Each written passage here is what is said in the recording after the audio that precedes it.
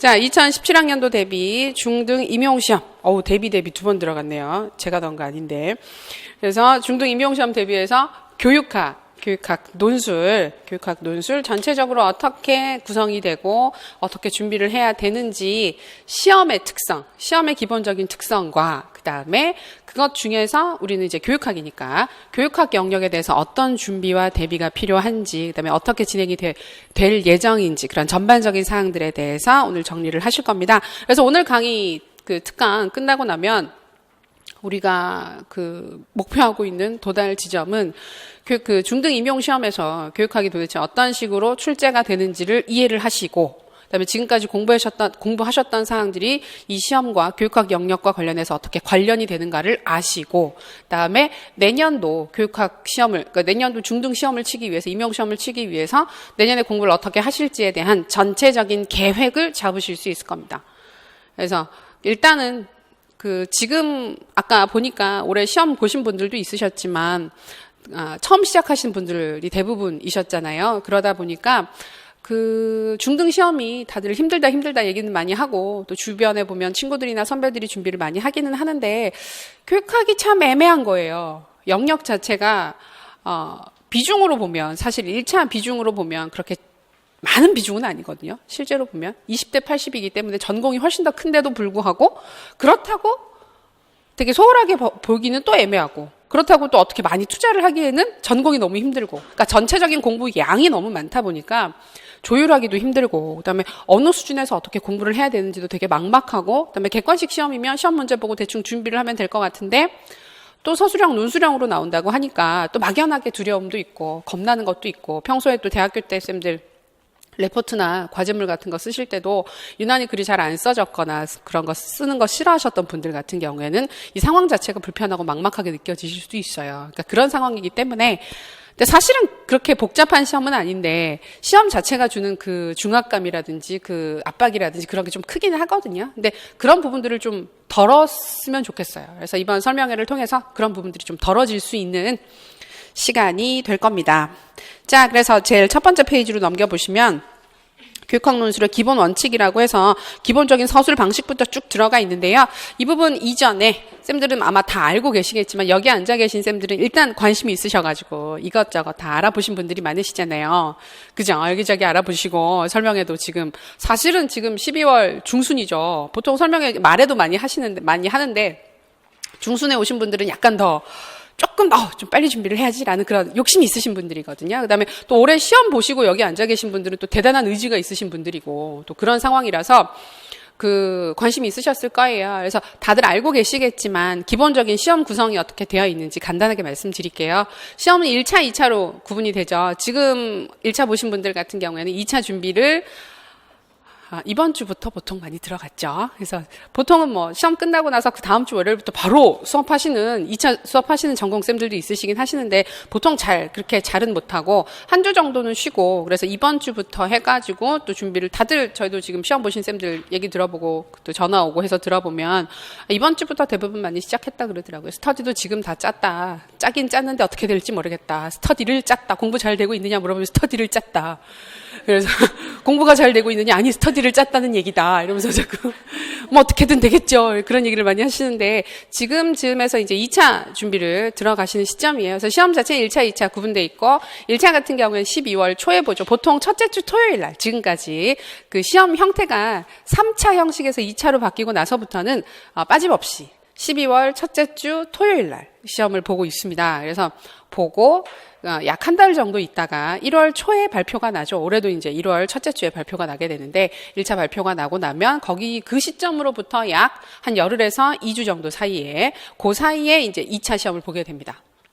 1월 중순에 2차 시험을 보죠. 2차 시험을 보고 이제 2월 초쯤 해서 최종 합격 발표가 나고, 그 다음에 이제 바로 연수 들어갔다가 3월 달부터 임용되는 게 기본적인 구조죠. 이제 바로 임용이 안 되는 경우도 있긴 있지만 그건 좀 그런 경우고, 그게 기본 트랙이죠. 그래서 1차에선 우리가 다 잘 알고 계시겠지만 논술과 서술형 시험을 보게 되는데요. 교육학은 논술형으로 시험을 치게 되고, 전공 시험을 이제 단답형, 서답형, 그다음에 이제 논술형으로 문제가 출제가 되고 있습니다. 그래서 시험 비중을 보게 되면 1차에서는 교육학이 20점이고요.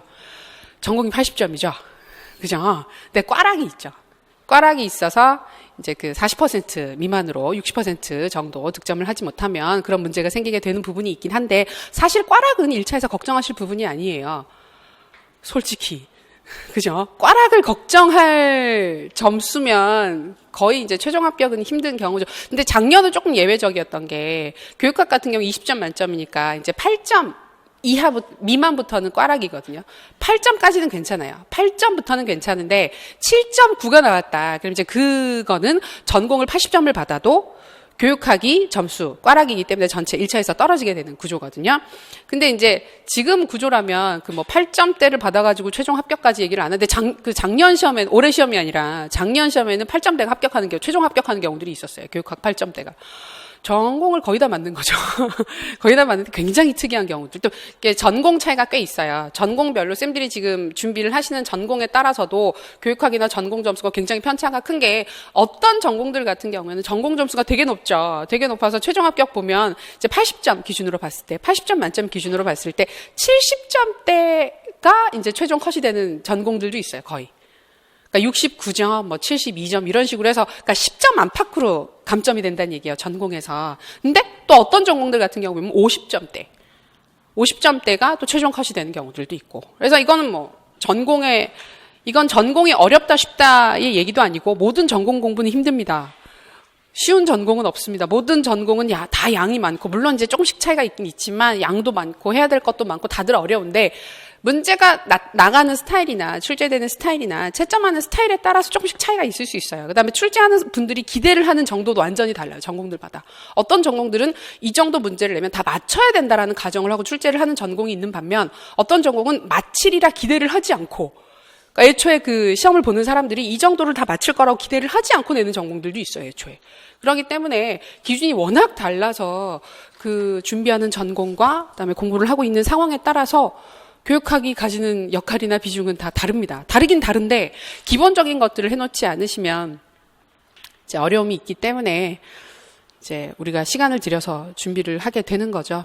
그래서 1차에서 그 20, 80 구조로 시험을 보시고 나면 이제 2차에서 1.5배수 또는 2배수 정도가 컷이 돼요. 2차 시험 같은 경우에는 그 시도 교육청별로 조금씩 차이가 있는데 올해 같은 경우에 조금 차이가 있었어요. 그러니까 대부분의 지역은 1.5배수를 뽑습니다. 1.5배수를 1차에서 뽑는데 일부 지역들 같은 경우에는 2배수를 뽑는 경우가 있어요. 2배수를 뽑아서 2차 전형을 실시를 하고 나중에 최종 합격을 하게 되는 거죠. 그래서 2차 시험 같은 경우에는 시험이 간소화됐기 때문에 2차에서는 다른 그런 뭐 지필 시험이나 이런 것들은 전혀 없고요. 면접과 수업 시연, 그다음에 실기 교과 같은 경우에는 실기를 추가를 해서 그 총 3가지 정도의 전형을 가지고 진행이 되게 돼요. 그러니까 가장 일반적으로는 면접을 보고 수업 시연을 하게 됩니다. 이 2가지로 진행을 하고 또 지금 경기도 같은 경우에 좀 복잡하죠. 경기도 생각하신 분들 많으실 텐데 아무래도 TO가 제일 많이 나는 전공이니까 지역이니까 경기도 많이 보시는데 올해 경기도 같은 경우에는 전형이 조금 복잡해서 뭐 성장 보고서라든지 그러니까 우리 그 대학교 때 많이 쓰셨던 그 자소서 있잖아요. 자소서 형식으로 보고서도 하나 제출을 해야 되고 2차에서 그다음에 수업 그 시연을 할 때도 수업 나눔이라고 해서 수업 끝나고 나서 거기에 대한 질의응답 하게 되는 시간도 들어가게 됐고, 그다음에 일반적인 면접. 그러니까 우리가 근데 2차에서 진행되는 면접을 되게 그 일반적인 면접으로 잘 생각을 하시는데 실제 2차에서 진행되는 면접은 되게 그 형식적으로 좀 특이한 면접이에요. 그래서 말이 면접이지 그 면접이라기보다는 구술 시험에 가까워요. 그래서 그 대기실에서 문제를 받아서 문제를 준비를 한 다음에 들어가서 1번 뭐 말씀드리겠습니다. 혼자 얘기를 하고 나옵니다.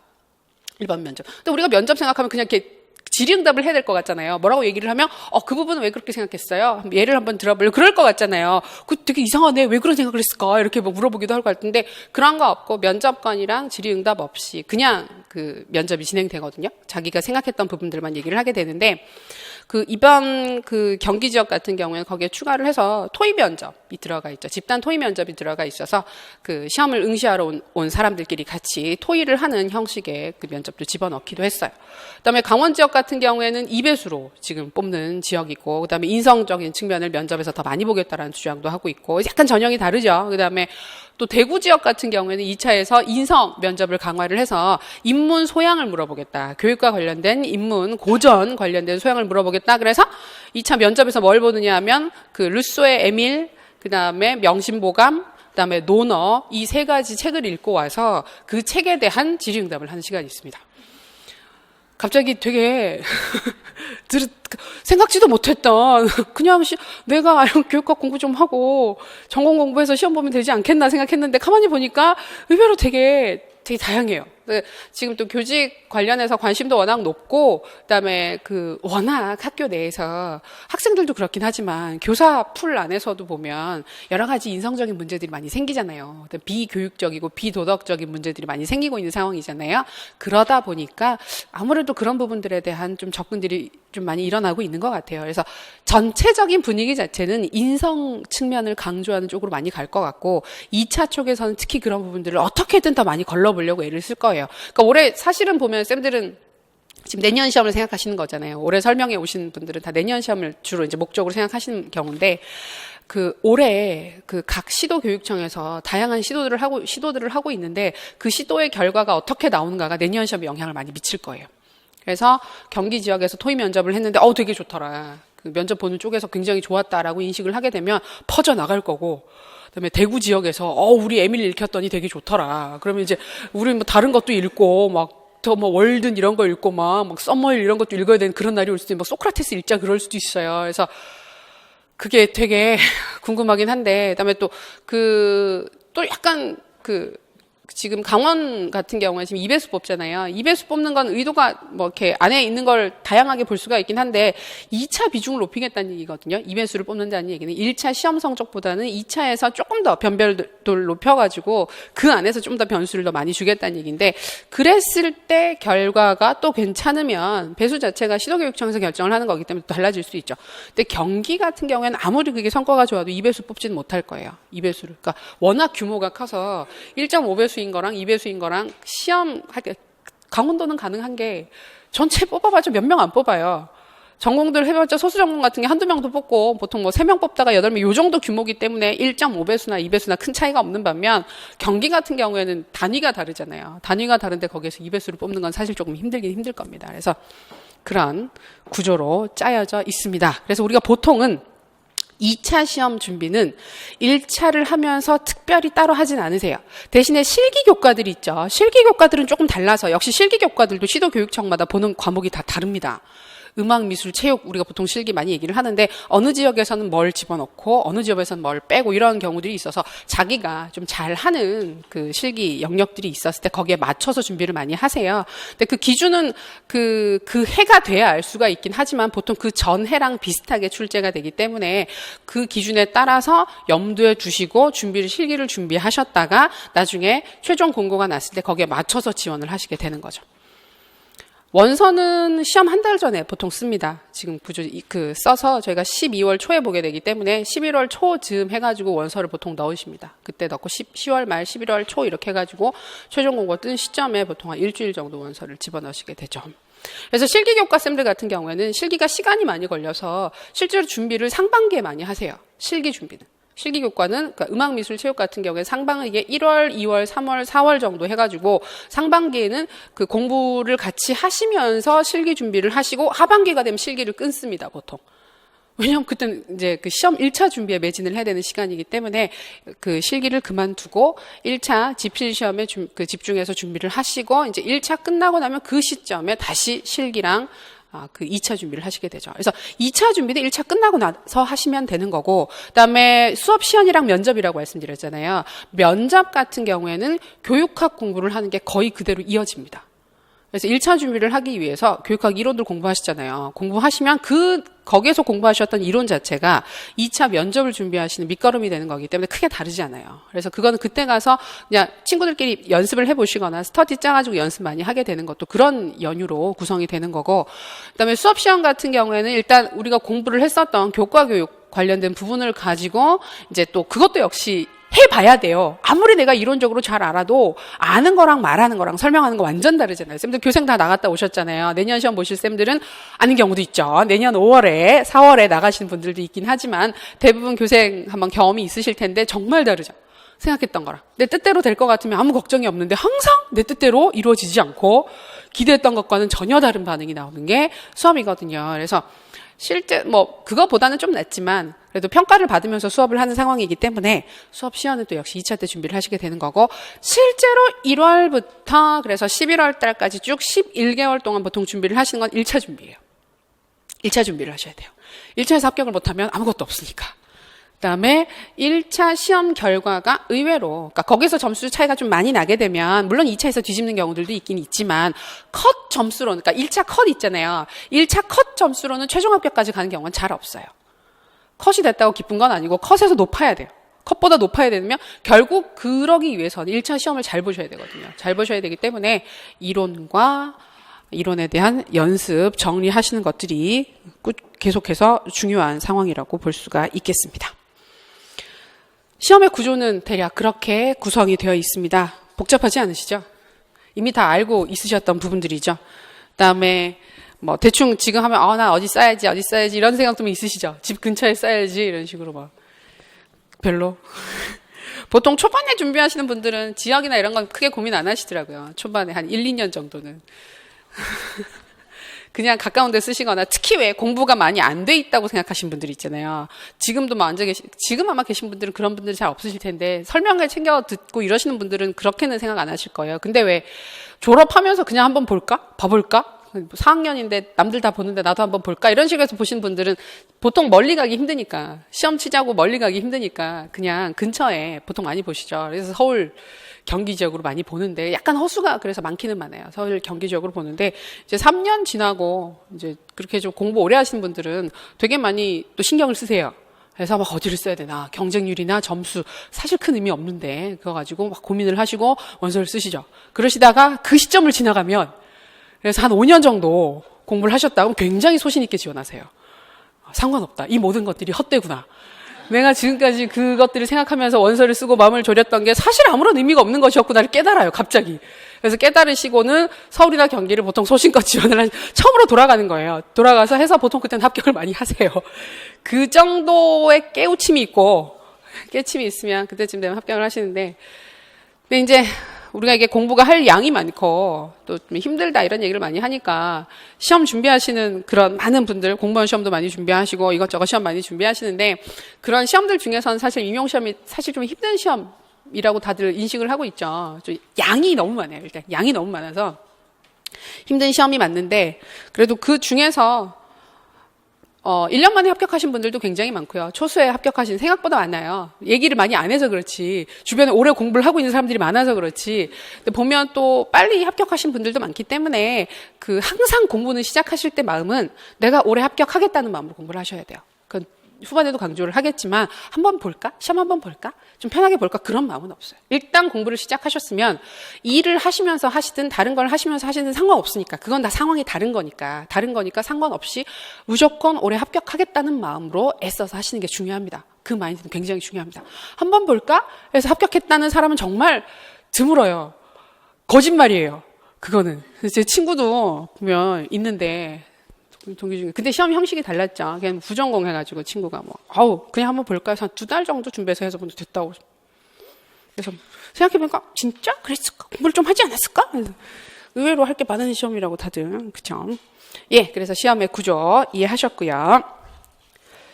자, 그래서 우리 첫 번째 페이지에 보시면 교육학 출제 경향 및 예상이라고 해서 교육학 논술의 기본 원칙, 교육학 논술을 어떻게 써야 하느냐에 대한 이야기가 나와 있습니다. 써야 하는가를 보기 전에 그 기출문제는 올해 거 다 보셨죠? 여기 오신 쌤들은 다 보셨죠? 안 보셨나요? 보지 못했다. 그냥 나는 왔다. 예, 그런 분들이 있을 것 같으니까 한번 넘겨만 보겠습니다. 다음 페이지 넘겨보시면 3페이지부터 지금까지 나왔던 모든 기출문제의 문제가 나와 있어요.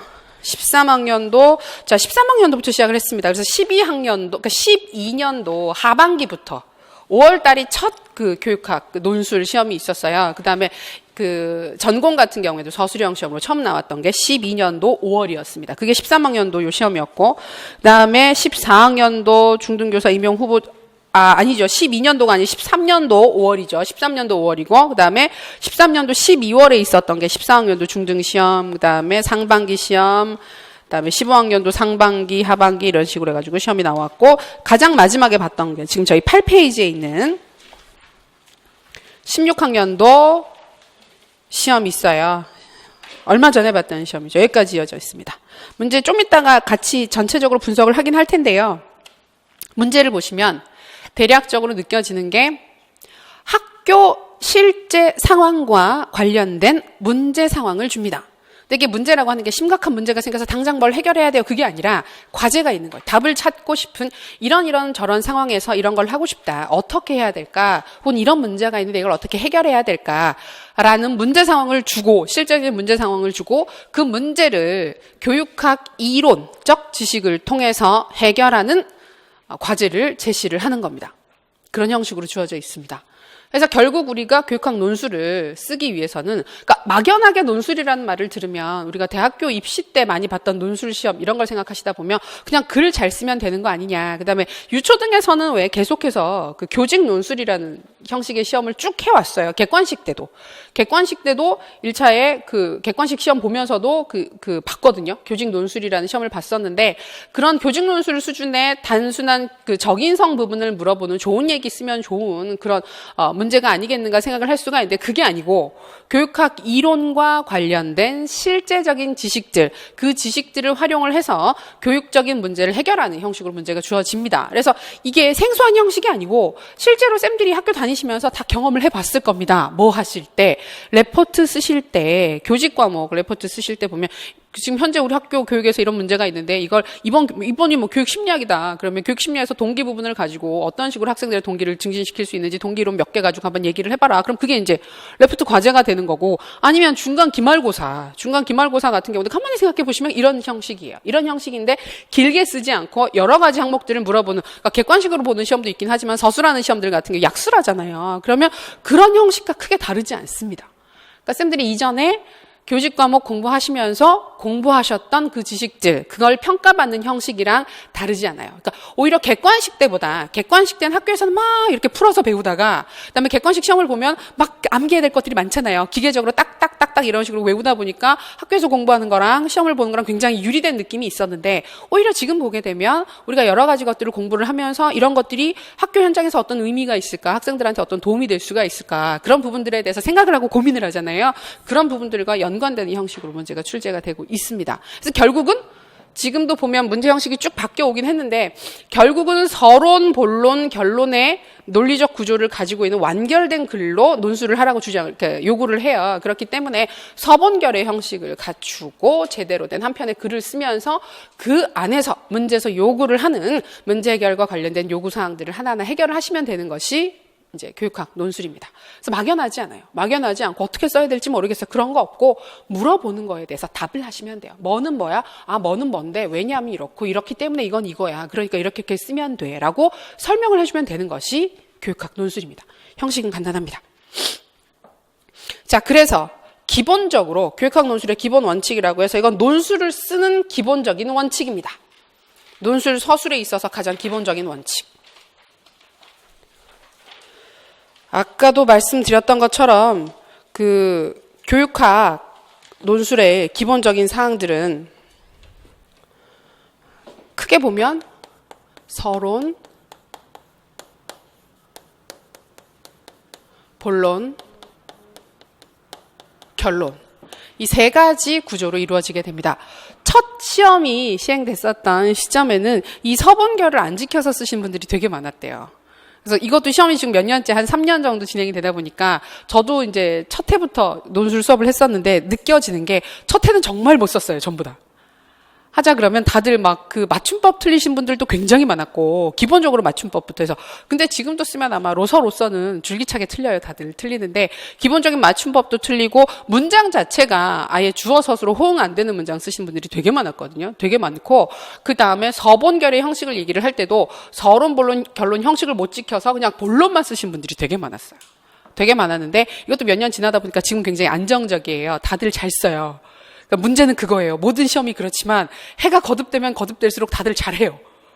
오래 준비한 사람들이 점점 늘어나는 거예요. 점점 잘해서 논술도 어느 정도는 기본적으로 잘 쓰셔야 되는데 그러니까 처음에는 그렇게 다들 잘 못 썼는데 이제는 형식은 다들 지켜서 쓰십니다. 서본결의 형식은 다 지켜서 쓰세요. 그랬을 때 가장 많이 고민하는 글 쓰는 부분이 서론이죠. 쌤들도 레포트 쓰실 때 제일 힘든 게 어디예요? 서론. 시작할 때. 그죠? 내일까지 왜 레포트 마감이면 그 전날 한 10시쯤 밤에부터 시작하잖아요. 그래서 내일 레포트야. 이러면서 왜? 이러면서 그때부터 앉아가지고 시작하면 한 10시부터 앉아서 서론 쓰기 시작하면 서론을 다 쓰고 나면 한두 시 되죠. 쓰고 본론은 금방 쓰죠. 뭐 이 부분은 저기서 가지고 오고 이 부분은 저기서 가지고 와서 긁어서 붙이면 되지. 막 그래서 막 본문은 금방 쓰는데 또 결론 쓸 때 또 마무리할 때 이제 본론 쓰는 것만큼이나 시간이 많이 걸리게 되는 게 그렇거든요. 그래서 실제로도 저희가 연습을 해보면 초반에 글 쓰실 때 제일 힘들어하시는 부분들이 서론 쓰기예요. 서론 쓸 때 제일 힘들어하고 60분 시험을 보거든요. 60분 시험을 보고 60분 동안 이 문제를 하나를 해결하는 거예요. 두 장짜리 유선지에다가 분량 제한 없이 글을 쓰시게 되는데 시간이 굉장히 촉박한 시험입니다. 이게 1시간이라서 그다음에 문제가 그렇게 어렵지 않게 느껴지면 금방 쓸 수 있을 것 같은데 전혀 그렇지가 않고 문제가 쉬워도 굉장히 촉박하게 연습을 하지 않으면 항상 시간 안에 완성을 하지 못하는 게 문제예요. 그래서 글을 아주 잘 쓰시는 분들은 상관이 없는데 글을 좀 어중간하게 이런 거 저런 거 할 때 좀 힘들더라. 글 쓰는 게 힘드신 분들 같은 경우에는 충분히 연습을 하지 않으시면 알고 있음에도 불구하고 완성하지 못하는 경우들이 흔히 있어요. 그러다 보니까 서론이나 결론에 시간을 조금 많이 투자를 하게 되면 글을 완성하지 못해요. 그래서 연습이 많이 안 되신 분들 같은 경우에 서론을 20분씩 쓰고 있어요. 도입을 하는데 도입이 안 된다고. 막 썼다 지우고 잘 쓰고 싶은데. 그래서 20분 쓰고 나면 실제로 저희가 글을 구성하는 그 논술을 한 60분 동안 논술을 쓴다 그러면 이거 굉장히 촉박하게 쓰셔야 되거든요. 문제 분석하고 그다음에 개요 작성 하는데 몇 분? 맥시멈 15분입니다. 문제 분석하고 개요 작성하는데 그래서 이때 보면 왜 개요를 왜 써야 돼? 그냥 쓰면 안 돼? 생각하실 수도 있지만 개요는 가급적 쓰시는 게 좋아요. 정말 또 타고나게 글을 잘 쓰셔가지고 개요 없이 그냥 생각난 대로 글을 써도 전혀 실수 없이 글이 써지면 괜찮은데 그런 사람들이 그렇게 또 많지는 않거든요. 그래서 개요를 보통 15분까지 쓰고 나면 60분 중에서 몇 분이 남습니까? 45분이 남죠. 45분이 남는데 나중에 퇴고를 하셔야 되잖아요. 퇴고 안 하면 아까 말씀드렸던 것처럼 비문이라든지 오탈자라든지 은근히 많습니다. 되게 이상한 오탈자들도 많아요. 읽다 보면 왜 이런 일이 벌어졌을까 싶을 정도로 했습니다라고 쓰는데 안 그럴 것 같죠. 했습니 하고 넘어가는 경우들이 있어요. 급하거든요. 급해서 후반에 가게 되면 자기가 무슨 말을 쓰는지도 모르고 그냥 막 써요. 근데 생각이 손보다 빠르잖아요. 생각이 손보다 빠르기 때문에 생각은 그 다음 문장을 하고 있어요. 그 다음 문장을 생각하면서 글을 쓰다 보면 별별 일이 다 생겨요. 그래서 퇴고는 반드시 하셔야 됩니다. 퇴고는 반드시 하셔야 되기 때문에 최소 2분에서 5분 하셔야 돼요. 그러니까 5분은 조금 길기는 길어요. 5분. 근데 이제 좀 널널하게 쓰신다 그러면 5분 정도까지가 남으면 좋고. 그러면 보세요. 15분, 5분 합치면 20분이죠. 그럼 실제로 본문을 내가 쓰는 시간이 40분이에요. 40분인데 지금 문제가 나온 추세를 보면 본문에서 물어보는 항목이 최소 4-5개예요. 4-5개예요. 그 말은 단락이 4-5개 단락으로 본문이 구성된다는 얘기예요. 4-5개 본문으로. 그러면 서론 결론 빼죠. 서론 결론 빼고 4-5개를 써야 되는 거예요. 4-5개를 40분 안에 써야 되는 거예요. 서론 5분 쓰고 결론 5분 쓰고 10분이 빠져요. 10분이 빠지면 30분 동안에 4-5개를 쓴다 그러면 한 단락을 몇 분씩 써야 돼요? 6분이에요. 5분에서 7분 정도 사이 안에 쓰셔야 돼요. 굉장히 촉박해요. 그래서 쓰기가 40분이 되게 되면 그래서 조심을 해야 되는 게 서론에서 조금만 시간을 쓰면 본문 마무리를 못하거나 결론을 못 쓴 일이 생겨요. 뻔히 보면서 내가 아는 건데도 불구하고 뻔히 보면서도 못 쓴 일들이 생기게 되는 거예요. 그래서 단락당 연습하실 때도 단락당 6분에서 7분 정도 연습을 하셔야 되고 서, 결 같은 경우에는 5분 각각 5분 안에 쓸 수 있도록 시간을 잡으셔야 됩니다. 근데 이게 특별히 시간 구조를 짜지 않고 연습하시는 분들도 있긴 있는데 어느 순간부터는 대부분 후반에 가면 시간을 염두에 두시고 구조를 짜세요. 아니면 변수가 너무 많아요. 내가 아는 게 나오면 문제가 없는데 그 중에 4-5개 중에 하나라도 뭐가 걸리면 거기에 붙잡혀가지고 넘어가지를 못하고 그러니까 중간에 하나, 둘, 셋, 넷, 5개 중에 세 번째 걸 모른다고 생각을 해보세요. 그러면 밑에 2개는 분명히 아는 건데 2개 합치면 이게 한 8점 정도 되는 점수인데도 불구하고 이걸 알매도 불구하고 이거에서 시간을 잘못 쓰게 되면 이거 제대로 못 쓰고 결론까지 못 써가지고 점수가 10점씩 빠져요. 그냥 다 아는 건데도. 그러니까 이게 되게 게다가 나중에 보면 최종 합격 같은 경우에도 다 뭐 1점, 2점 차이로 다 떨어지시고, 보통 다 소수점 가지고 얘기 많이 하시죠. 특히 1차 컷도 보면 소수점 차이로 다 떨어지는 경우들이 워낙 많기 때문에 그게 1, 2점이 되게 큰 점수거든요. 그러다 보니까 이런 구조, 시간 짜는데도 좀 신경을 쓰셔야 합니다. 전체 구조는 보통 이렇게 잡으시게 되고 서본결 이 구조대로 글을 쓰시게 됩니다. 자, 그랬을 때 제가 말씀드리고 싶은 건 서론은 글을 쓰는 목적을 분명하게 하는 거라고 생각하시면 돼요. 그래서 서론은 좋은 얘기를 하는 게 아니에요. 우리가 서론 시작할 때 부담 가는 게 그거잖아요. 멋지게 시작하고 싶어. 주의 환기를 시키고 그 읽는 사람의 관심을 확 끌어오고 싶어. 자, 그런 욕심을 가지고 글을 쓰시면 논술 시험에서는 안 돼요. 그거는 정말 글을 잘 써서 그냥 눈 감고 써도 글이 명문이다 이렇게 막 그냥 아무 말이나 써도 막 좋은 말이 나온다 이렇게 해서 되게 글쓰기가 잘 되시는 분들 같은 경우에는 괜찮은데, 그다음에 예전에 교직 논술 같은 경우는 이게 가능했던 게, 교직 논술은 주제가 하나예요. 주제가 본문에서 다루는 주제가 한 주제 영역이에요. 그러면 그 하나 가지고는 얼마든지 멋지게 도입을 할 수가 있어요. 근데 우리는 안에서 여러 개를 물어봐야 되거든요. 4-5개 서로 다른 영역을 조합을 해서 문제를 출제를 해야 되는 상황이기 때문에 그 모든 것들을 포섭할 수 있는 멋진 말은 없어요. 생각해내는 게 되게 힘들어요. 그러니까 다들 멋진 말로 도입을 하려고 하다 보니까 되게 뻔한 소리를 하는 거예요. 교육은 아주 중요하다. 교육에 있어서 교사의 역할은 매우 크다. 그래서 또 많이 시작하는 게 뭐가 있냐면, 교육의 수준은 교사의 질을 절대 뛰어넘을 수 없다. 이런 식으로 하시거나, 가끔 그것도 교육은 100년지 대계다. 이렇게 시작하시는 분들도 있던데, 그러니까 그런 멋진 도입을 하려고 애를 쓰시는 것보다 서론 자체의 목적을 생각해 보시게 되면 학술적이고 논리적인 글쓰기에서 서론의 역할은 문제를 제기하는 거예요. 그러니까 우리가 논술을 쓰면 본문에서 여러 가지 문제들을 실제로 해결을 하잖아요. 문제를 해결하는데 이 글에서 내가 지금 현재 우리나라에 나타나고 있는, 존재하고 있는 모든 교육적 문제를 해결하는 것이 아니라 이 문제 상황과 제시문 상황에서 논의를 할 수 있는 이런 것들을 이런 이유에서 해결을 하겠다. 이런 방식으로 해결을 하겠다라고 한정 지어주는 거예요. 주제를 한정 지어주는 거. 그래서 문제를 제기를 하고 주제를 한정하고 하는 것이 서론의 가장 핵심적인 역할입니다. 무엇에 대해서 이야기를 할지, 내가 모든 교육적 문제를 해결하는 것이 아니라 A, B, C, D, E 이런 몇 가지 것들에 대해서 이런 방식으로 해결을 하겠다라고 하는 게 서론에서 반드시 들어가야 하는 필수적인 요소고, 근데 이것만 쓰면 심심해요. 보통 뭐냐면 이런 것들을 이런 이유에서 해결을 하겠다라고 하면 너무 직설적이기도 하고 그러니까 좀 뻔해 보이잖아요. 너무 단순해 보이잖아요. 그러니까 이 문제 제기를 구체적으로 하기 전에 들어가야 하는 것이 논의의 필요성이에요. 왜 해야 되느냐?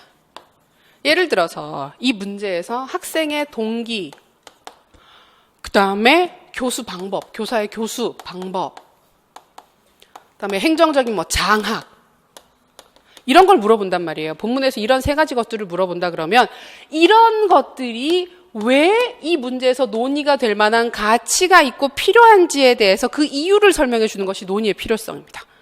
그걸 해야 돼요.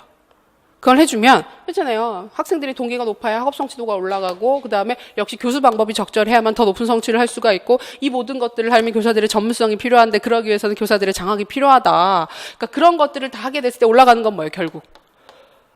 학업 성취도. 학업 성취. 교사들이 아니라 학생들의 학업 성취가 향상될 수가 있는 거잖아요. 그런 거니까 이런 주제를 잡아서, 자, 학업 성취에 관심이 굉장히 높은데 학업 성취에 영향을 미치는 요소들이 되게 많다. 학생들의 동기도 중요하고 교사들이 가르치는 방식도 중요하고 교사들의 전문성 확보도 중요하다. 그러니까 여기서 이런 것들을 얘기를 하는 것이 학업 성취 향상을 하고 우리 교육의 질적 향상을 위해서 도움이 될 것이다 라고 얘기를 하고 시작을 하게 되면 그게 서론이 되는 거예요. 간단하죠? 이것만 하시면 돼요. 이것만 하는 것도 처음엔 힘들어요. 잘 안 돼요. 그러니까 이거는 잡는데, 문제에서 요구하는 거는 잡아내는데 이걸 왜 논의를 해야 되는가에 대해서 타당화하는 것이 필요한데 그건 연습을 조금만 하시면 돼요. 몇 번만 써보시면 금방 잡으십니다. 근데 요 구조대로 쓰시면 사실은 큰 무리 없이, 그다음에 서론 쓰는데도 아주 많은 시간을 소요하지 않고 큰 무리 없이 쓰실 수가 있게 돼요. 자, 여기까지 하면 서론입니다. 이제 본문을 쓰시게 되죠. 여기 보시면 그 교육학 논술의 기본 원칙 첫 번째 보시면 방금 얘기했던 거 들어가요. 서론에서는 글을 쓰는 배경과 목적을 간략하게 제시를 한다. 그래서 무엇을 논의를 할 것인지 얘기를 하고 그 전에 그 논의의 필요성에 대해서 타당화를 해주면 이 서론의 목적 자체는 다 역할은 다 하게 되는 겁니다. 자, 그러고 나면 2번, 3번, 4번, 5번 같은 경우에는 본문을 쓰는 방식과 관련되는 사항들입니다. 지금 보면 본문 같은 경우에도 되게 쓰는 방식이 되게 다양한데 원칙은 딱 하나예요. 문제에서 물어보는 구조에 따라서 단락을 구성하세요. 지금 문제 나오는 거 보면 위에 문제가 있고 제시문이 있고 그다음에 배점이 있어요. 배점 기준이 나와 있는데 배점을 보면 그 본문에서 요구하는 사항들을 다 쪼개가지고 물어놨어요. 뭐는 뭐는 뭐에 대해서 물어보면 그게 항목이 4개면 4단락으로 구성을 하시고요. 그게 5개면 5단락으로 구성하시면 돼요. 3개면 3개. 근데 그걸 자의적으로 바꿔서 구성을 하시는 건 별로 좋지 않아요. 왜냐하면 채점 기준표가 배점에 나와 있는 그 기준으로 구성돼서 나갈 거기 때문에 채점하는 사람들이 그거의 기준으로 채점을 할 거예요. 내 답안지를. 그러니까 나는 내 나름의 논리를 가지고 이 문제에서 5개를 물어봤단 말이에요. 5개를 물어보면 얘네 이렇게 2개 합치는 게 좋고 얘네는 2개 합치고 이건 따로 얘기를 하는 게 좋겠네. 논리적으로 이게 완결된 글이 나오겠네. 이런 식으로 생각하시는 분들이 있어요. 그래서 이걸 이렇게 구성해서 3단락으로 총 5개를 물어보고 배점에서도 5개를 쪼개져 있음에도 불구하고 5개로 구분하신 경우들이 있고 그다음에 배점에서 보면 한 항목 안에 2개가 들어가 있는 경우들도 있어요. 그럼 얘네는 한 단락으로 구성하는 게 좋거든요. 근데 그걸 또 굳이 쪼개가지고 2단락으로 나눠서 쓰시는 분들도 있으세요. 그러니까 그거는 그렇게 큰 심각한 문제는 아니지만 채점 기준 자체가 여기에 맞춰져서 나가게 되기 때문에 가급적 여기에 맞춰서 쓰시는 게 좋아요.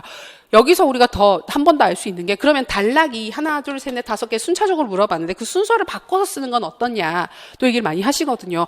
바꿔서 써도 크게 상관은 없어요. 바꿔서 써서 그것이 내 논리에 더 설 것 같으면 논리가 더 설 것 같으면 상관은 없지만 문제는 보통 스토리를 가지고 나와요. 스토리가 있어요. 스토리가 있고 말이 되게끔 순서를 짜서 줘요. 근데 그걸 바꾸면 문제에서 의도했던 논리적 구조랑은 다른 구조로 내가 글을 쓴다는 얘기예요.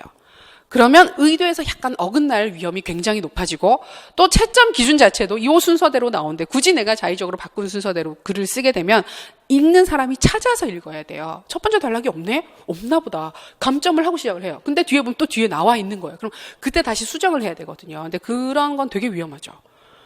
되게 위험해요. 이게 2차가 아니고 1차에서 보는 시험이기 때문에 되게 위험해요. 2차는 아까도 말씀드렸던 것처럼 1.5배수에서 2배수 정도 뽑으니까 인원이 그렇게 많지가 않아요. 답안지 자체가. 예를 들어서 한 10명 뽑는 전공 같으면 15개, 20개만 읽으면 돼요. 답안을. 해당하는 답안을. 근데 1차 지금 보면 경쟁률 다 차이가 있긴 하지만 대부분 10대 1 근처잖아요. 이번에 많았던 데는 16대 1, 17대 1까지도 갔다고 하던데 그 정도면 사실 1차에서 그 정도면 어떤 전공들 같은 경우에는 100명 가까이 뽑는 전공도 있는데 한 달이 채 안 되잖아요. 채점을 하는 기간 자체가. 근데 굉장히 빡빡한 거예요. 읽어야 될 것도 너무 많고 거기에서 판별해야 될 내용들도 너무 많고 게다가 답안지의 수준도 천차만별인 거예요. 1차니까. 그냥 한번 보러 가볼까 하는 사람들도 되게 많은 거예요. 그런 상황이기 때문에 그 모든 답안지를 하나하나 꼼꼼하게 읽어주지 못할 가능성도 굉장히 높아요. 그래서 그런 위험 요소는 최대한 줄여야 되거든요. 줄여야 돼서 순서대로 써주시는 게 좋아요. 본문에서 물어보는 건 문제에서 물어보는 순서대로 그 단락을 하나의 주장, 하나의 이야기, 한 의미의 단위, 문제에서 물어보고 있는 문제의 단위로 구성을 하시는 게 좋습니다. 복잡한 구성보다는 단순한 구성이 의미 전달이 잘 된다. 자, 이거는 계속해서 나오는 이야기입니다. 쉽게 쓰셔야 되거든요. 구성도 쉬워야 되고요. 글도 쉬워야 되고 문장도 쉬워야 됩니다. 문장편이 복잡하면 안 됩니다. 자, 3번째, 문단은 가급적 두괄식으로 구성하는 것이 좋다. 자, 이거는 문제에서 물어보는 문제 성격에 따라서 요구하는 방식에 따라서 조금 다르긴 한데요. 지금 보면 올해 시험 좀 이따가 보면 나오겠지만 되게 달라진 부분이 이전에는 뭘 가지고 얘기를 하세요라고 해서 키워드를 줘요. 무슨 이론을 가지고 접근을 하면 되는지를 주고 그걸 가지고 풀어내는 것들이 많았는데 이번 시험부터는 그게 많이 빠졌어요. 빠져가지고 뭔지 찾아서 그걸 가지고 얘기를 하는 거예요. 찾아서 뭘 논의하는 경우에는 항상 두괄식으로 쓰셔야 됩니다. 항상 두괄식으로. 그러니까 그게 제일 중요한 요소인 거예요. 제대로 찾았느냐 안 찾았느냐 못 찾았느냐가 되게 큰 변화가 되는 거기 때문에 내가 정확하게 찾았다라는 걸 보여주고 왜 그건지 그것이 왜 연결되는지를 뒤에 설명을 풀었어야 돼요. 근데 우리나라 사람들이 글을 쓸 때도 그렇지만 말을 할 때도 마찬가지인데 항상 그렇지만 두괄식으로 말을 잘 안 한대요. 그 왜 친구들끼리 얘기를 해보면 그러지. 어제 나 무슨 일 있었는지 알아? 무슨 일 있었는데 들어봐. 어제 내가 아침에 나왔는데 아니 그래서 무슨 일 있었는데 아니 끝까지 들어봐 하면서 처음부터 있었던 일을 다 얘기를 하죠. 그러고 나서 다 그래서 그 일이 있었던 거야. 그럼 그 얘기를 먼저 했으면 무슨 얘기인지 알고 생각을 하고 들었을 텐데 왜 끝까지 들어봐야 아는 얘기들이 있잖아요. 그러니까 대부분 한국 사람들이 그렇게 많이 얘기를 한대요. 얘기를 하고 학술적인 글쓰기를 할 때도 그런 식으로 훈련이 안 된 사람들한테 레포트를 쓰라 그러면 항상 미괄식이래요. 글이. 다 근거나 왜 그런지 이유를 다 설명해주고 그러니까 이겁니다. 호기심을 자극하는 방식으로. 도대체 답이 뭘까? 끝까지 읽어봐야 알겠네? 읽는데 기본적으로 논리적이고 학술적인 글쓰기에서는 미괄식도 나쁘진 않지만 두괄식을 제일 좋아해요. 제일 좋아하고 이게 답인지 아닌지 명확하게 보여준 다음에 그것에 대한 근거는 뒤에다 써주는 게 기본적인 구조거든요. 그래서 특히 뭔가를 찾아서 제시를 해야 되는 형식이라고 한다면 두괄식으로 무엇이다라고 먼저 알려주고 왜 그것이 답인지에 대해서 이론적 근거와 그다음에 제시문에 있는 근거들을 활용을 해서 풀어서 써주시는 것이 가장 바람직한 구조입니다. 특히 또 1차 시험이니까 얘기했던 것처럼 키워드가 눈에 확 들어와야 돼요. 확 들어와야 되니까 두괄식으로 구성해 주시는 것이 중요합니다. 그다음에 네 번째 보시면 문장을 짧고 간결하고 구체적으로 작성한다. 굉장히 중요한 사항입니다. 글을 잘 쓰든 못 쓰든 마찬가지입니다. 화려하고 멋진 문장보다 짧고 구체적인 글이 훨씬 이해하기 쉽다. 기본적으로 다른 사람들한테 자신의 입장을 논리적으로 밝히는 글이다. 글과 문장이 복잡하고 해석의 여지가 있으면 의미 전달이 분명하게 되지 않을 위험이 있다. 그거예요. 잘못 읽힐 수 있는 글은 반드시 잘못 읽힙니다. 난 이런 뜻으로 썼는데 절대 그렇게 읽어주지 않습니다. 두세 가지로 읽히는 글들이 가끔 있어요. 읽어보면, 저도 이걸 되게 많이 느끼는 게 글을 읽을 때 쓰신 분들, 첨삭할 때 읽어보면, 무슨 뜻으로 이 말을 썼는지는 알겠는데 전혀 그렇게 안 써진 글들이 굉장히 많아요. 연습이 필요한 글들이 되게 많아요. 근데 글을 쓰는 사람은 그걸 인식을 못해요. 왜냐하면 자기 머릿속에서 나온 생각이고 내가 봤을 때는 그런 뜻이니까 남들도 그렇게 읽어주겠지라고 기대를 한단 말이에요. 그 다음에 글을 쓸 때 마인드 자체가 어떤 마인드로 글을 쓰시냐면 내가 이렇게 저렇게 쓰면 아마 읽는 사람들이 그렇게 읽어줄 거야. 내가 생각한 대로 아마 읽어줄 거야. 읽는 사람들이 이 부분에 대해서 잘 알고 있으니까 교육학에 대해서 지식이 있으니까 내가 이렇게만 얘기를 해도 무슨 말인지 알 거야 라고 생각을 하고 글을 쓰는데 전혀 그렇지 않습니다. 채점하는 사람들은 나중에 지금 여기 계신 쌤들, 지금 이 시점에 앉아 계신 쌤들은 교육학 공부나 전공 공부나 이런 게 다 다르니까, 지금 수준이 다르니까 공부 몇 년 하셨던 분들도 있으실 거고 아니면 진짜 지금 딱 시작하셔서 교직 과목에 대한 기억 정도? 근데 교직 과목도 우리가 그렇지만 일주일 전에 시험 쳤으면 일주일 지나면 다 까먹죠. 그죠? 오래 기억해야 일주일이죠. 기억하고 그 다음에 다음 시험 볼 때 다 새로 공부해야 되고 다 그렇잖아요. 근데 몇 년 전에 공부했던 교직 과목의 그 전공도 아니고 교직 과목 내용들이 다 기억이 날 리가 없죠. 그래서 수준 차이가 다 천차만별이긴 한데 12월 달에 시험을 보는 시점이 되게 되면 그때 교육학 관련해서 공부를 했던 지식은 그 정도 이제 올라가는 시험 중 1년 정도 공부를 한 지식의 수준이 되시면 실제로 이 답안지를 선생님들이 쓰셨던 답안지를 채점하는 분들보다 더 많이 알아요. 채점하는 사람이 나보다 모르는 상태에서 채점을 할 건 확실해요. 채점을 누가 하느냐 하면 문제를 낸 사람들이 채점을 하는 게 아니죠. 1차니까요. 예전에 2차 때도 지금 보면 예전에 1차, 2차, 3차 돼 있을 때는 1차에서 객관식 보고 2차에서 서술형 봤거든요. 그 전공 서술형 보고 3차에서 이제 면접이랑 시연이랑 이런 걸 했단 말이에요. 그럼 1차는 객관식이니까 기계가 채점을 하잖아요. 컴퓨터하고 OMR로 채점을 하고 그다음에 2차 같은 경우에는 전공 논술을 서술형 문제를 쓰게 되니까 그 부분 채점을 누가 했냐면 대부분 현직 교사들이 했어요. 현직 교사들이. 근데 현직 교사들 같은 경우에는 전공 영역에 대해서는 계속 수업을 하고 있으니까 전문성이 높죠. 근데 지금 우리는 1차 시험이란 말이에요. 1차 시험. 1차 시험 상태에서 교육학 논술을 누가 채점하느냐. 문제 출제한 사람들이 절대 채점 못합니다. 절대 채점 못하고 지금도 보면 왜 평가원 쪽에서 주관해서 채점을 한다고 하긴 하지만 단위 자체가 교육청이 되든 평가원이 되든 간에 실제로 그 많은 수의 인원의 채점을 하기 위해서 현직 교사들이 많이 들어가요. 근데 현직 교사들 같은 경우에는 아까 말씀드렸잖아요. 우리 중간고사, 기말고사도 보고 나서 일주일 지나면 다 까먹는다고. 근데 현직 교사들이 일하고 있어요. 노는 사람들 아니에요. 전공 열심히 수업해가지고, 그러니까 수업하는 교사들인데, 교육학 공부 몇 년 전에 했던 거잖아요. 몇 년 전에 했던 거고, 대부분 다 몇 년 전에 했던 거고, 시험도 객관식 때 공부했던 사람들이 되게 많을 거예요. 그럼 이런 형식으로 공부 안 했어요. 이거 보면 정말 모르는 것들, 생소한 것들, 이런 거 어떻게 쓰지? 이런 것들이 되게 많은 상태인 거예요. 근데 이제 훈련은 받죠. 그 전에 이런 것들에 대한 내용이라든지 채점하는 방식이나 그런 걸 공부를 하지만 항상 그 바운더리 안에 답안이 나오는 게 아니에요. 그 안에서 나오는 게 아니라 굉장히 다양한 답안들이 나오게 되면 그걸 쳐낼 수 있는 전문성은 이제 전공을 한 교수진과 비교를 하자면 꽤 차이가 있을 수밖에 없어요. 그러니까 글을 쓸 때 마인드가 교육학에 대해서 잘 알고 있는 전문가가 이 글을 읽는다라는 마인드를 버려야 돼요. 그게 아니고 후배나 내가 학생들한테 관련되는 내용들을 가르쳐 준다라는 마음으로 쉽게 쓰셔야 돼요. 쉽고 분명하게 쓰시는 거. 그러니까 글을 복잡하고 이렇게 쓰면 이거 누구나 다 아는 거 아니야? 누구나 다 알긴 공부한 지금 나만 아는 거지. 나도 지나면 까먹어요. 그 많이 얘기를 하시는 게 1차 시험 보고 나서 시험이 쉬웠어요. 이렇게 얘기를 하고 나서 이제 시험 다 끝나고 나서 이제 최종 발표 나고 나서 얘기를 들어보면 그때 어떻게 썼는지 모르겠다고. 지금 와서 보니까 못 쓸 것 같다고.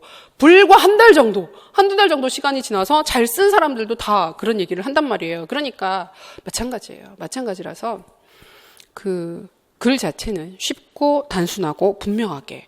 그래서 이런 것까지 써야 돼요. 이런 얘기들을 하는데 그 문제랑 관련돼서 직접적으로 상관이 있는 사항들이라고 한다면 아무리 단순한 것이라도 분명히 써주는 것이 글 자체를 안전하게 서술되게 해줍니다. 그래서 글은 쉽게, 짧게, 특히 짧게. 전부 다 단문으로 쓰면 안 돼요. 그것도 이제 그럼 너무 유치해 보이니까, 글 자체가 유치해 보이니까 조심하셔야 되는데, 3문장 이상은 연결하지 않도록 조심하십시오. 2-3문장 정도 복문으로 쓰세요. 근데 이게 평소 글 쓰는 습관이 되게 중요한 게 초반에는 자기가 쓰고 싶은 대로 많이들 쓰세요. 그래서 하나하나 고쳐나가는 건데 어떤 분들은 이게 진짜 누가 그러겠어요? 라고 얘기를 하지만 한 단락이 한 문장으로 구성되는 경우들도 흔히 있어요. 한 단락이면 보통 우리가 유선지에다 글을 쓰면 한 5줄, 6줄 정도를 한 단락으로 쓰시거든요. 근데 칸이 커가지고 글이 되게 많아요. 우리가 노트에 쓰는 것보다 아무래도 좀 이렇게 줄간이 간격이 넓기 때문에 좀 큰 글씨로 쓴다고 하더라도 글이 좀 많이 써지거든요. 그러면 5줄 정도가 한 문장이에요. 중간에 안 끊어져요. 근데 자기는 몰라요. 글을 쓸 때는 급하게 쓰기 때문에 모르는데 읽어보면 글이 끊임이 없고 그냥 마침표가 없고 한 단락이 한 문장으로 끝나는 경우들이 있는데 그게 나쁜 게 뭐가 나쁘냐 하면 대부분 그런 식으로 문장이 길게 줄줄 늘어지게 되면 거의 항상 비문이 돼요. 주어 서술어 일치하지 않아요. 시작할 때는 교사 입장에서 시작했는데 끝날 때는 학생 입장으로 끝나고 그 반대 경우들도 흔히 있어요. 그다음에 시작할 때 마음이랑 뒤에 끝날 때 마음이 생각이 달라지는 경우들도 흔히 있어요. 그래서 근데 이게 우리가 특히 손글씨 많이 안 쓰셨잖아요.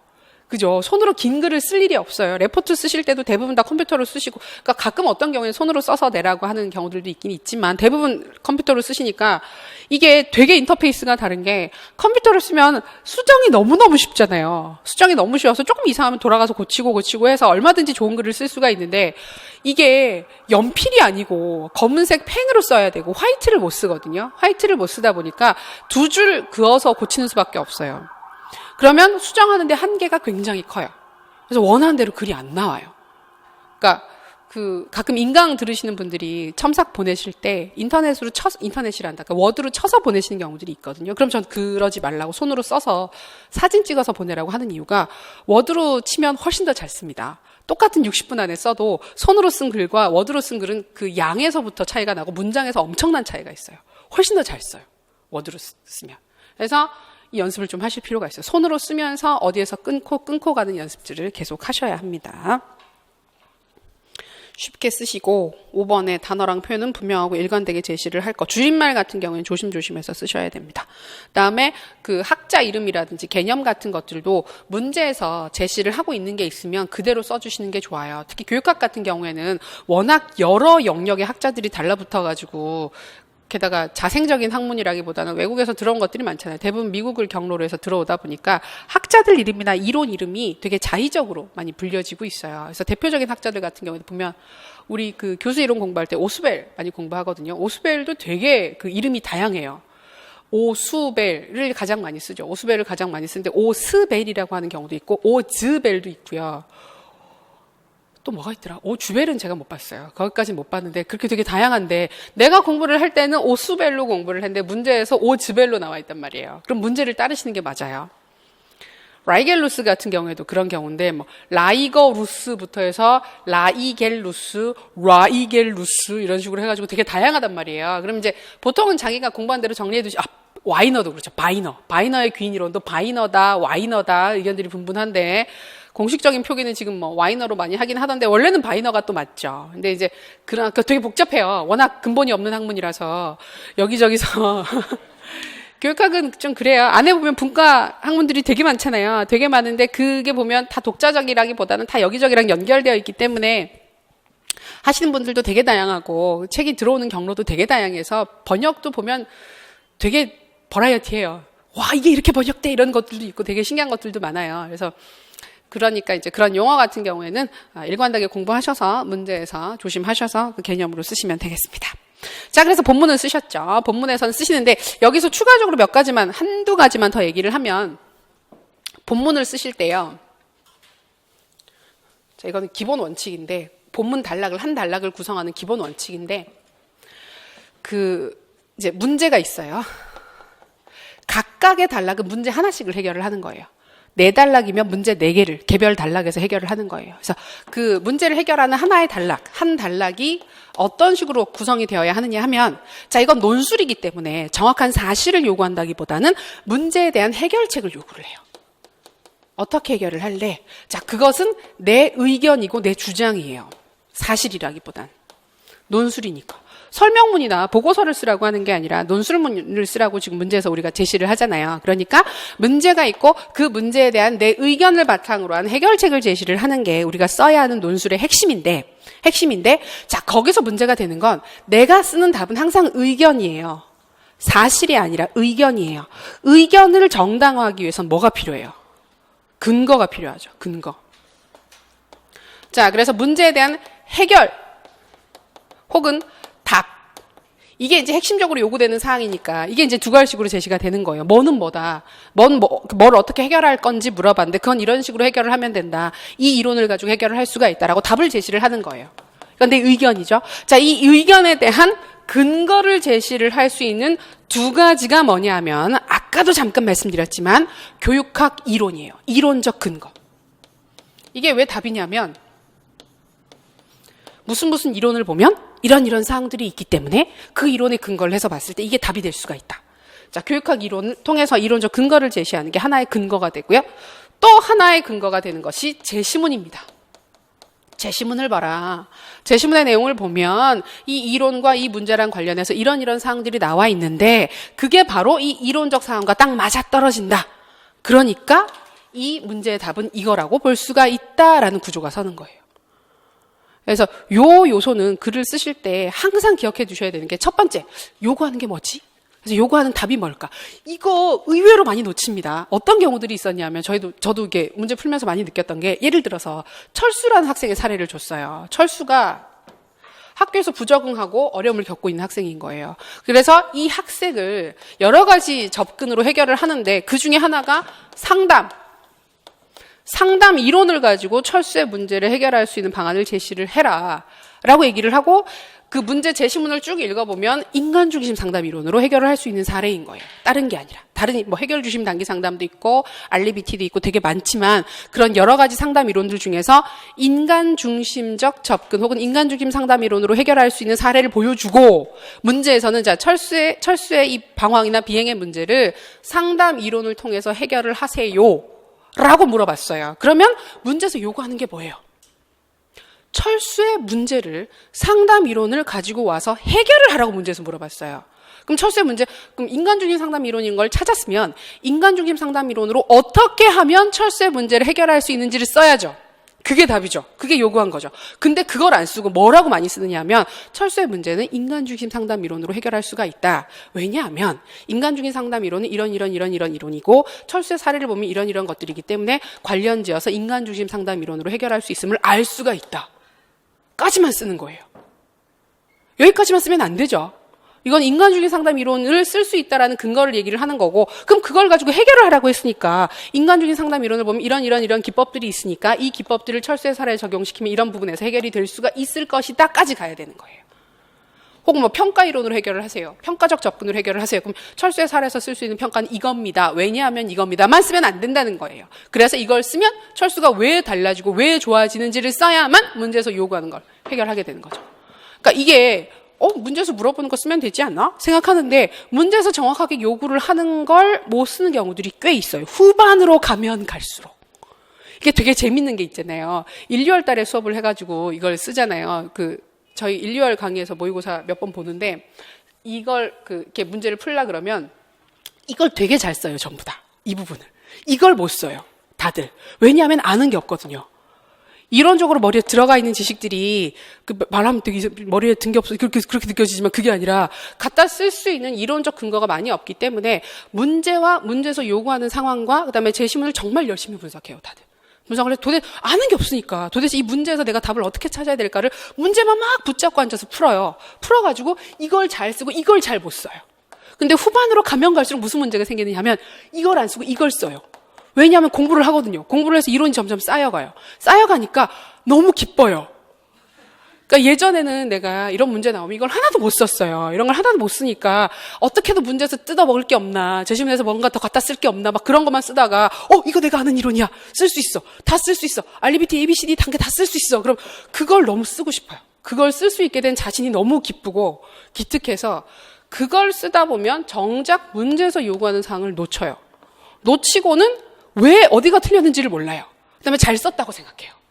나는 문제에서 요구한 것을 다 썼어. 내가 아는 이론이니까. 내가 공부했던 거 나와서 이론 관련된 주요 사항들을 다 썼어. 그러나 문제에서 요구하는 걸 안 쓰는 거예요.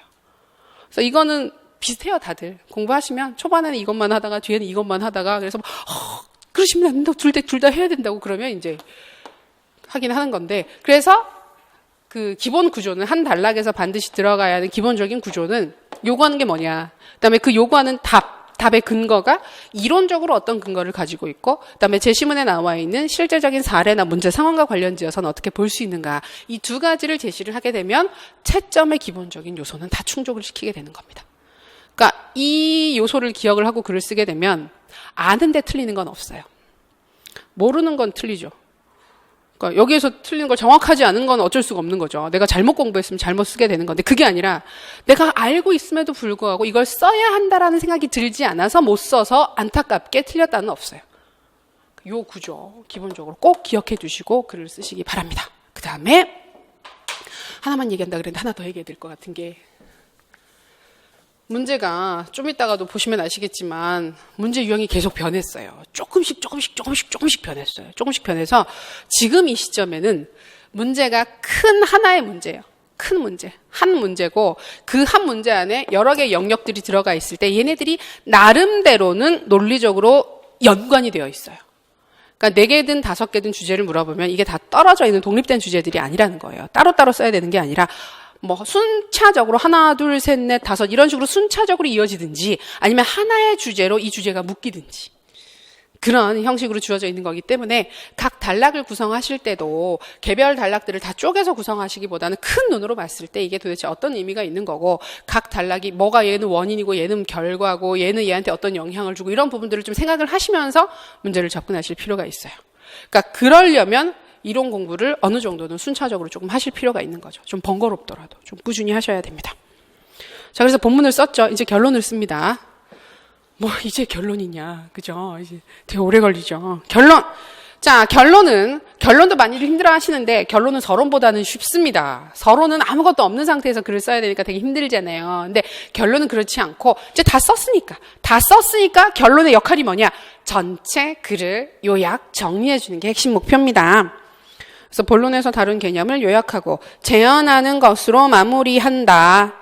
자, 본문에서 다룬 주요 개념들을 간단히 요약하고 그런 개념들의 교육적 의의, 현장에서의 가치 등을 간단히 제시하면서 정리하면 된다. 자, 교육적 의의나 현장에서의 가치가 뭐다? 재현이에요. 이 부분이. 이런 것들을 얘기를 하는 게 왜 의미가 있느냐. 근데 가만히 보면 서론이랑 비슷하죠. 비슷합니다. 비슷할 수밖에 없습니다. 비슷한데 조금 다르게 쓰시면 되는 겁니다.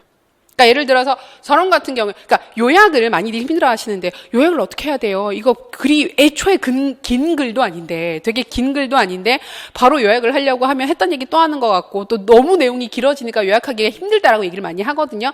요약을 간단하게 하려면, 이제 본문에서 하나, 둘, 셋, 네 개를 다뤘잖아요. 그러면 그 문제 제기를 할 때 뭐에 대해서 다루겠다고 얘기를 했죠. 근데 이 그 서론에서 얘기를 하는 주제는 조금 더 넓어요.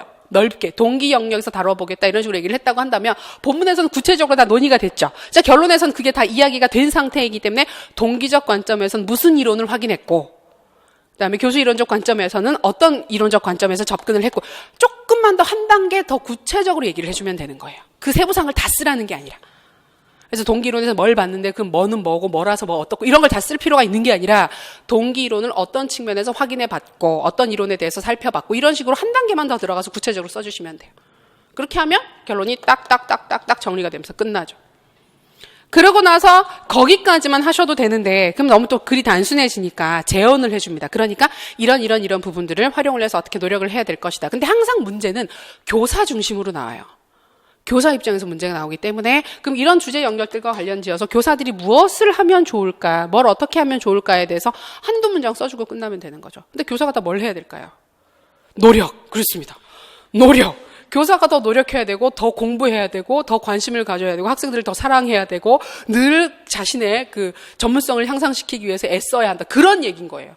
기승전 교사의 노력으로 항상 끝나게 되는 건데, 그래서 약간 글이 그 부분은 조금 천편일률적으로 보이기는 해요. 그렇긴 한데 그 부분을 너무 영혼 없이 쓰지 마시고 조금만 마음을 담아서 교사 입장에서 이런 식으로 노력하면 좋을 것이다, 필요하다 이런 식으로 정리를 해주시면 괜찮습니다. 결론에서 절대로 해서는 안 되는 한 가지가 있습니다. 본문에서 다루지 않은 다른 주제를 끌어다가 쓰시면 안 됩니다. 그것만 조심하시면 됩니다. 결론은 거의 안 읽을 겁니다. 거의 안 읽는데 실제로 이제 그 서론 결론은 그렇대요. 작년 같은 경우는 거의 못 읽었다고, 거의 있으면 점수를 줬다고 그런 식이라서 서론 결론에 막 역량을 다 쏟아가지고 멋진 글을 쓸 거 아무 소용 없어요. 제대로 안 읽으니까. 형식을 틀리게 쓰지 않으시면 문제가 없는데 결론에서 문제가 될 수 있는 형식은 본문에서 다루지 않은 다른 얘기를 하는 게 가장 위험합니다. 근데 이게 어떤 식으로 나오느냐 하면 재현을 할 때 욕심을 내면 그게 나와요. 그래서 예를 들어서 학업 성취도 있잖아요. 맨날 예로 든 게 그건데 학업 성취도가 큰 주제였단 말이에요. 그럼 동기 얘기하고 교수 방법 얘기하고 장학 얘기를 했단 말이에요. 그러고 나서 이제 막 그래서 이런 부분들을 살펴봤다. 그래서 교사는 노력을 해야 될 것이다. 그런데 라고 한 문장을 더 쓰시는 분들이 있어요. 그런데 학업 성취도에 영향을 미치는 요소들이 이런 것들 말고도 동기나 교수 방법 외에도 학생들이 처해 있는 가정 환경 변인이 매우 큰 영향을 준다는 연구 보고서들이 있으므로 그런 부분들에 대한 관심도 가질 필요가 있다. 이런 얘기를 하지 말란 얘기예요.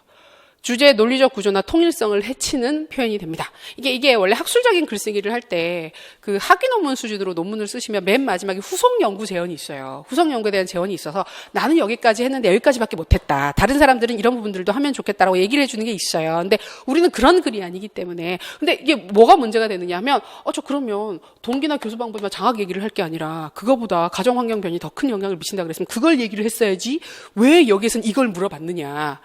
주제 자체가 되게 그 전체적인 통일성을 해치게 되는 접근이에요. 그래서 무슨 얘기를 하더라도 본문에 나온 주제, 본문에서 다루었던 주제들을 가지고 전체 영역들을 정리를 해주시는 것이 가장 중요합니다. 서술 방식은 기본적으로 이해가 되시죠? 간단하죠? 되게 잔소리가 많았는데 이거를 두고두고 생각을 하셔야 돼요. 생각이 나실 거예요. 글을 쓸 때, 서론 쓸 때, 본문 쓸 때, 결론 쓸 때 이게 되게 재밌는 게 저희 수업할 때는 정말 꾸준히 얘기를 많이 하거든요. 왜냐하면 얘기를 하면 그날은 그렇게 쓰세요. 근데 한 2주만 지나잖아요. 또 원래대로 써요. 내가 쓰고 싶은 대로 써요. 두 갈씩 절대 안 지켜요. 절대 안 지키고 문장 엄청 길어요. 다들 마찬가지예요. 그다음에 똑같은 서론이 안 써져요. 그래서 다들 그래요. 근데 이제 연습을 해야 돼요. 교육학 공부가 딱 그건 것 같아요. 그러니까 교육학도 그렇고 전공도 그렇고 임용 공부가 그 앞에도 계속 말씀드리지만 양이 너무 많다고. 양이 많은 게 제일 문제예요. 양이 많은 거. 양이 좀 적으면 아무리 어려워도 어떻게든 쳐내는데 양이 많으면 시간이 걸려요. 시간이. 그래서 그거 있잖아요. 만약 교육학 같은 경우에도 그러니까 전공들마다 조금씩 다르긴 한데 전공만큼 많아요, 양이. 일부 전공을 제외하면 전공만큼 양이 많거든요, 교육학도. 그러니까 다들 무슨 얘기를 많이 하느냐 하면 볼 때는 안 읽겠다. 볼 때는 아는데 순차적으로 쭉 보고 나면 끝날 때쯤 되면 처음에 봤던 걸 다 까먹는다. 근데 그건 누구나 똑같아요, 진짜. 누구나 똑같은 얘기를 하는데 그 처음에 보고 뒤에 보았을 때 시간이 지나서 까먹는 거는 반복하는 수밖에 없거든요.